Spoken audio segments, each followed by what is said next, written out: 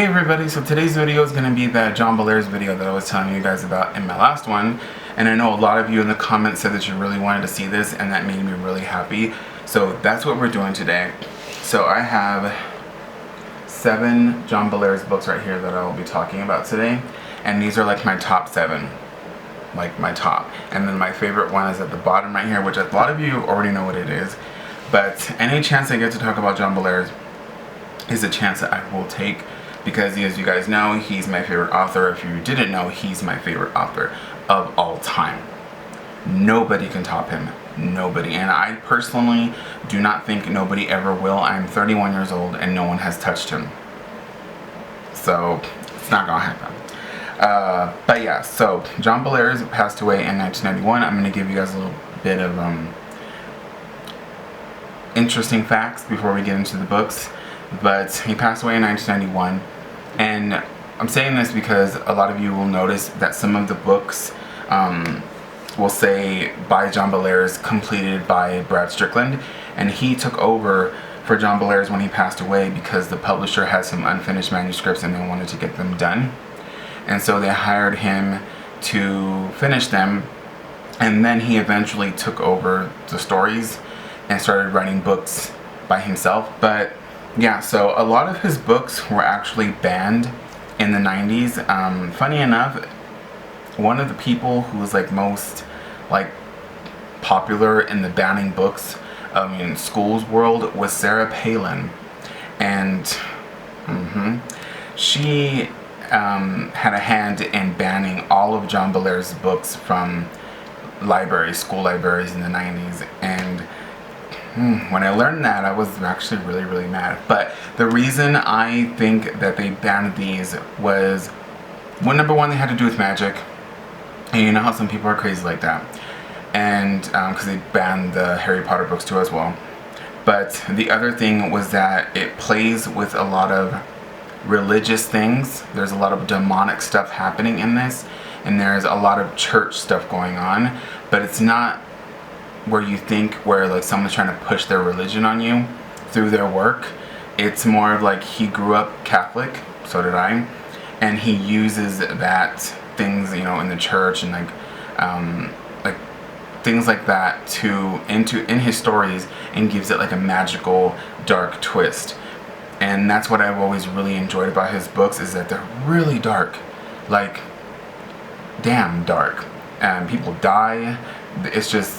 It's crazy, and these are considered middle grade books. Some would say that they're considered young adult, but almost every single main character is under the age of 15, so I consider these middle grade books. But yeah, they're really dark, they have a lot of things to do with demonic stuff, and they're just so cool. They're so cool. Now we're gonna get into the books. So the first one I have on top is The Spell of the Sorcerer's Skull, and this is by John Bellairs, obviously. This one, I put little post-it notes in them so I could like certain bullet points that I wanted to mention. But this one takes place in the winter time, so this is a really good winter book. I unfortunately wasn't able to reread this one during the winter time, but I am sure I'm going to reread this one this winter coming up. And because this one is such a good one, I love this one a lot. But mainly this one is about a young boy named Johnny Dixon and his best friend, whose name is Professor Childermass, and actually named my cat that, who sadly passed away a couple of years ago. But things you will notice about these books is that the main character's best friend or sidekick is an older person, an elderly person, a person over 65. And that's something that I really connect to and really like about these books, because I was really close with my grandpa, and that's just one thing that I love about these books, is that there's a 13-year-old character, and his best friend, a person that he looks up to, that he hangs around with, is an elderly person, and that just means a lot to me. But this one takes place, as I said, in the wintertime, and they are on a road trip, and they stop at this inn, and Professor Childermass notices this little dollhouse in this inn, and it seems familiar to him, so he goes to check it out, and he discovers that, yep, it's something that was from his childhood. And Johnny sees this little skull in the little dollhouse, and he just has this inkling to steal it, so he does. which is not a good thing, but he takes it, and then it just sets off all this crazy stuff happening. All this crazy stuff starts happening. And so he has to try to stop what's going on because, you know, they're all going to die if he doesn't. And it's so good. There's a lot of demonic stuff happening. You're going to hear me mention demonic a lot because a lot of these books have that demonic, you know, thing going on and like church stuff happening, but it's all like twisted into magic, and it's so cool and so awesome. But yeah, then the next one is The House with the Clock in Its Walls, and this is the most recent one I think everybody will kind of recognize because the movie came out last year. And this one is a really good one. This one has Louis Barnevelt, and one thing I will say is that you're gonna, if you go on Goodreads, you're gonna notice that these are series, and they're like their own series. So this is the Louis Barnevelt series, this is the Johnny Dixon series, and there's an Anthony Munday series, and there's a Rose Rita series. Actually there isn't, but there should be, because she has a couple of books on her own, but they have their own series, but they're all standalone stories, so you don't have to read them in order. And I actually have never found out if they all take place in the same universe, but that would be really cool. I've always wanted a book where all the main characters come together and like fight this like demonic force, and I'm just like, that would be so cool. But or a movie. But this one is about Louis Barnevelt, who goes to stay with his uncle, and he ends up finding out that there's this mysterious clock that's hidden in the house somewhere that is ticking the time away until doomsday. And he's trying to figure out a way to stop it so that he can save everybody. And he accidentally brings somebody back from the dead, and it's just, it gets crazy. Okay, it gets crazy. So this is a really good one. I would recommend you read that before you see the movie. It's short. It's like 160 pages. All of his books are all short. So that's also something I really love about them too as well. The next one is the Chessmen of Doom, and this one is the one I put on here that says summer vacation, because that's what happens in here. They go on a little summer vacation, and this is a really good one to read during the summertime. Like, this is perfect for the summertime. There's another one, but this one I think I would pick over that one to read in the summer. And I actually think I'm going to reread this one this summer, probably in June. So yeah, if you want to read this one with me in June, you know, get a hold of it. But this one right here, I put demonic forces. Yeah, there's demonic forces happening in here. This is about Johnny Dixon again and Professor Childermass, who go to stay at the professor's brother's estate, because in the will, his brother's leaving the house to him, but he wants him to clean it out and fix it up, and then he can have it. Pretty weird, but they go there with his other friend Fergie, and that's when they sort of stumble in upon something that's already happening, and that just sort of starts a lot of other things. There's a lot of creepy stuff happening. It's really thrilling, really, really fun. And then the next one is The Curse of the Blue Figurine. This is another Johnny Dixon book. As you can probably tell, I really like Johnny Dixon. And funny enough though, my favorite one does not involve Johnny Dixon, but I really like Johnny Dixon. And this is also this is like my second favorite one of all time. And this one has Johnny Dixon, who is in the basement of this church because he's an altar boy, and he finds this mysterious little Egyptian statue in the basement, and that's what happens. It sets off everything. He gets this mysterious ring that's making him do weird things, and there's like this demonic force who's after everyone and wants to kill them.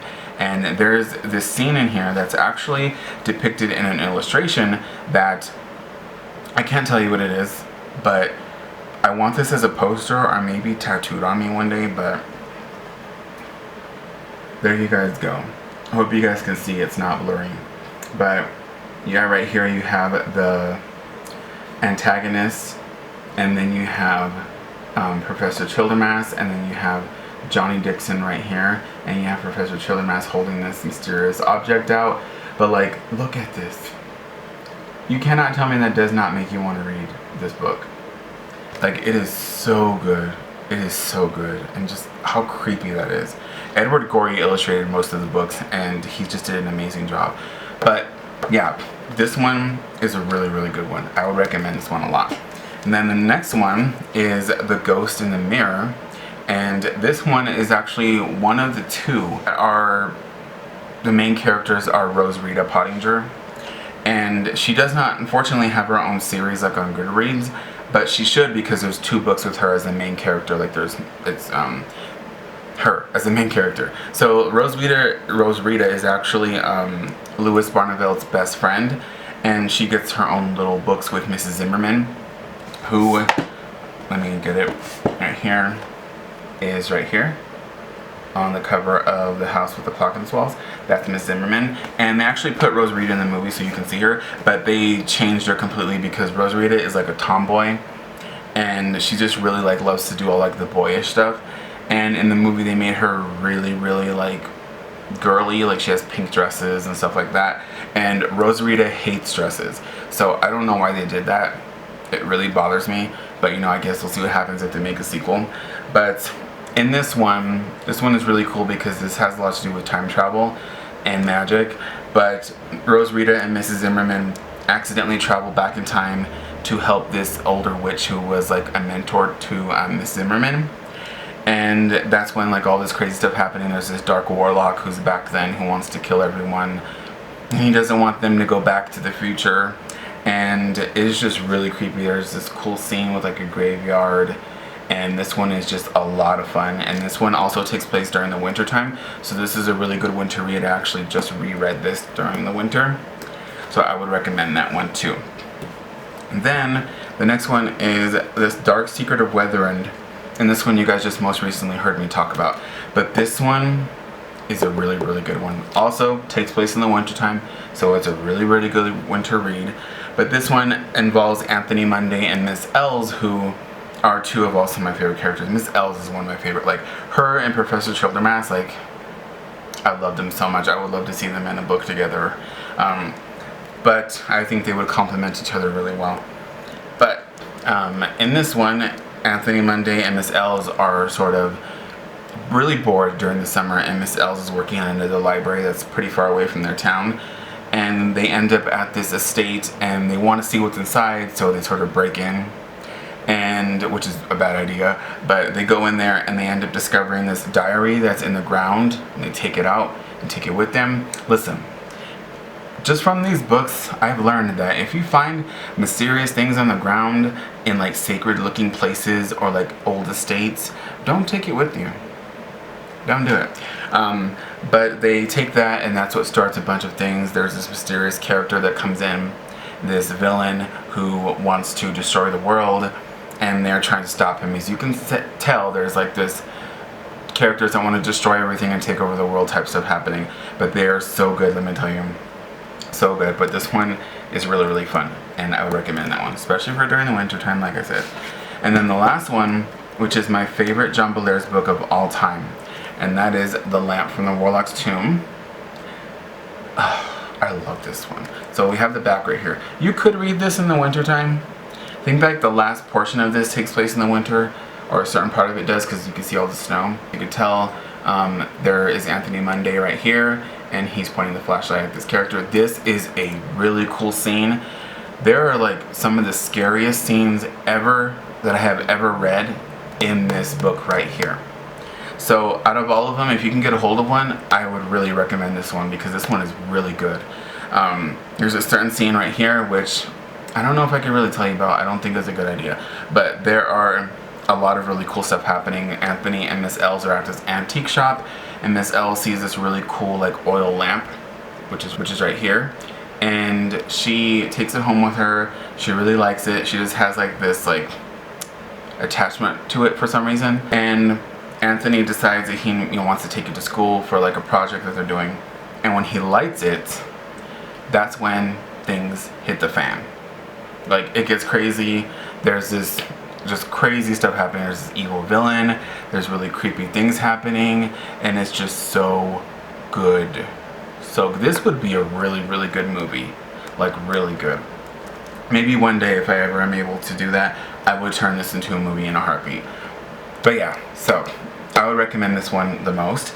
But if you can get a hold of any John Bellairs books, I would recommend all of them. So go check out these books if you can find them at their library, on Amazon, on a bunch of like thrift sites. You can find them and read them. They're so good. They're so cozy. These books are really good to read, like with like some cookies or some hot cocoa. They're really cozy books, and I love them so much. But yeah, so I really hope you guys enjoyed this video. I really hope you guys got some good recommendations out of this. And if you read any of his books, let me know which ones you read. Update me, let me know. Twitter, Instagram, wherever. And because I want to know, because I love him so much. But yeah, so I will see you guys next time within the video. And yeah, okay, bye.